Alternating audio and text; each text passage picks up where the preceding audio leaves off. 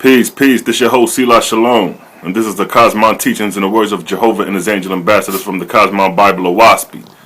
And the topic of discussion today is called Abandoning These False Religions and Returning to the Creator. Now, after you begin to open up to the truth of the matter that these religions have been plagiarized and that it's best for you to leave the religions alone.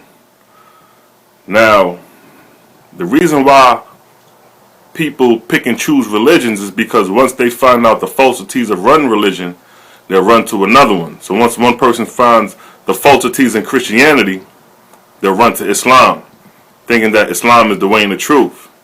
And then a person who may find falsities in Islam may run to Christianity and think likewise.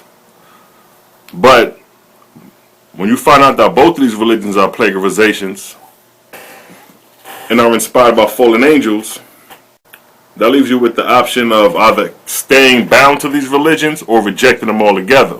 But once you reject them, what are you going to replace it with? You replace it with the Creator. And the Creator's doctrine is probably the most easiest doctrine ever understood. The doctrine of the Creator is in service to others, to do good unto others, to help those beneath, to lift those beneath up. That's in service of the Creator. Now you could be doing the same things and be a Christian, and be an Islam, and be in Judaism, or Hebrew Israelitism. But the difference with those type of labors and good works is that the benefit is going to this false God that you idolize, whether it be Jesus, whether it be Osiris, whether it be Gabriel claiming to be Allah, El. That's where your good works is heading, to these false gods. So when you cross over, you're going to be a subservient slave to that false god, although you did good works. Now to break free from that is to break free from the worship of identifying your belief and your spirituality with a deity, an image. So if you have an image of the Creator looking like a person, like a mortal, that's idolization. The Creator is the ever-present, has no beginning and no ending. Always was, ever will be. That's the Creator. Everywhere present. He doesn't go or come. He's not over here 1 minute and over there 1 minute. Everywhere present is the nature of the Creator. The Creator is so vast, that's why people get lost on trying to figure out the Creator. When he has no beginning, no ending. Some people try to fathom that, but you can't fathom that. That's why his symbol is the symbol of the zero, the circle. Because the circle symbolizes no beginning, no end. Consistent current.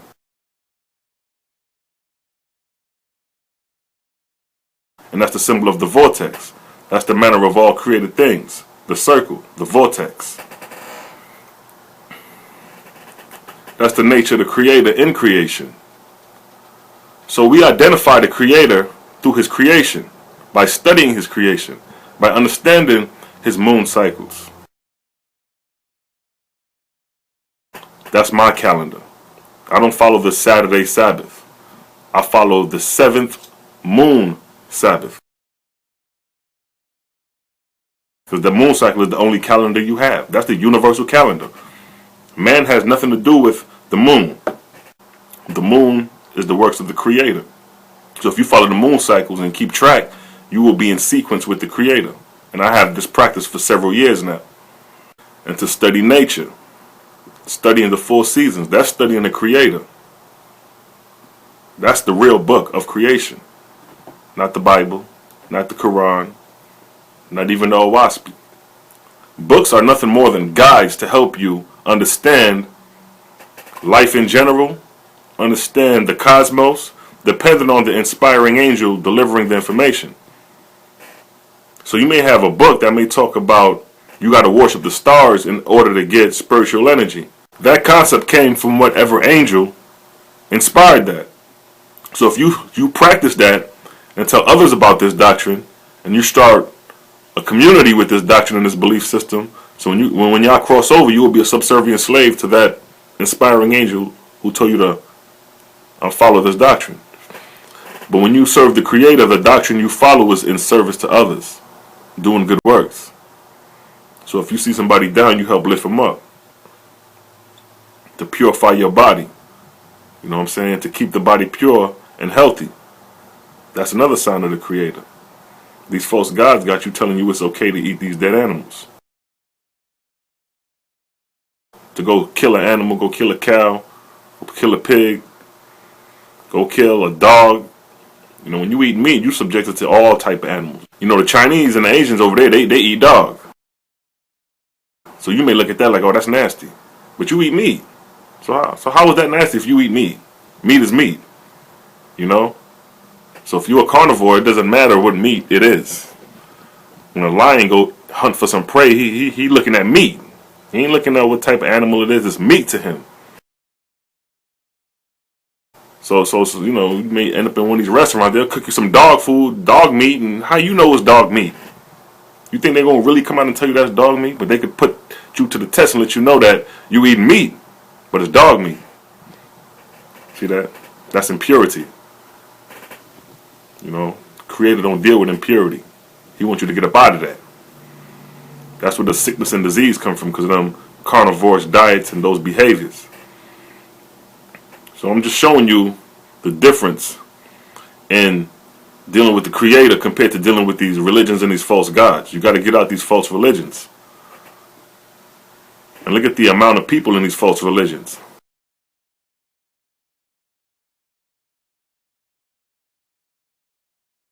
So you can see the harvest of the spirits of the dead of these people to these false gods.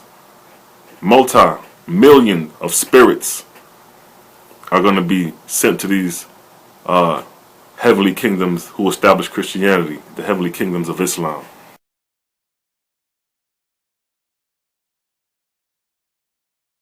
All these spirits are going to be subservient slaves to them gods. But those who serve the Creator, when they cross over, they're going to be sent to the schools and education to continue to progress. It's like school. So when you cross over, you got to start from the first grade, and your duty is to get to the 12th grade. That's the goal. That's the scope. But the false god will have you stuck in the 7th grade and tell you that this is it. There's nowhere else to go but here. Seek no other place. Come to my heavenly kingdom and seek rest. See? That's the ideology of them false gods. To keep you bound and not progressing. So this is the point of this video, is just to show how sooner or later you're going to have to return to the Creator or suffer the consequences of dealing with these false gods. And I showed you through the videos, through the rise and fall of arc cycles, how all these false gods, they reign, they prosper, and then they come to an end. And their ending is always ugly. They always end up where their heavenly kingdoms are in anarchy and are rioting and in chaos. Just like warfare on earth. That's how their heavenly kingdoms end up in the end.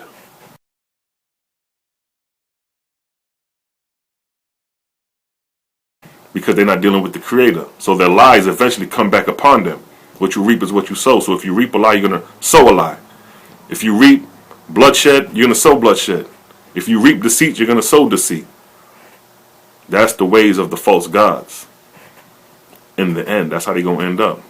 And the way they're going to end up is like that. The people in the kingdom are going to be the cause of the uproar and the rioting. Their own people in their heavenly kingdom. All those souls that they've been capturing for thousands of years are going to be the same ones that's going to turn on them. Just like the president, who ain't treating the people right, and they go for assassinations on the president's life.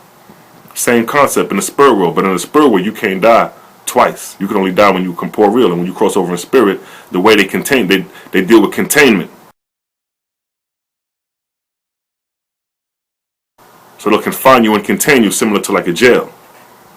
And you could be contained for a couple hundred years until it's time for redemption and time to clean up things. And that's when we come in at. The angels in service of the Creator. That's when we come in to clean up your foolishness and help you get up out of the nonsense.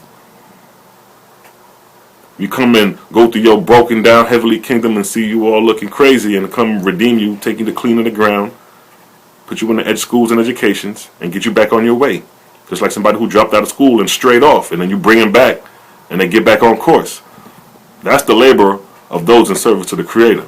So while we progressing and educating ourselves, progressing through the heavens, you're going to become bound in one heavenly kingdom, then that heavenly kingdom is going to fall. And then what that situation is going to cause the Creator to tell true God to send some angels to clean up those hells and those knots that these false gods created.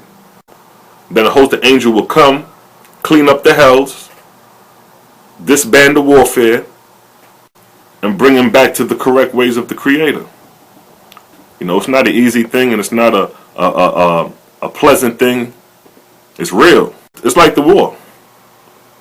It's like the U.S. troops going to the Middle East to stabilize a situation that could turn even worse. You know what I'm saying? So I'm just giving you a quick example of how the angels in service to the Creator work compared to angels in service to these false gods. So it's time to clean up. And with that, I'd like to say peace and blessings. Shalom.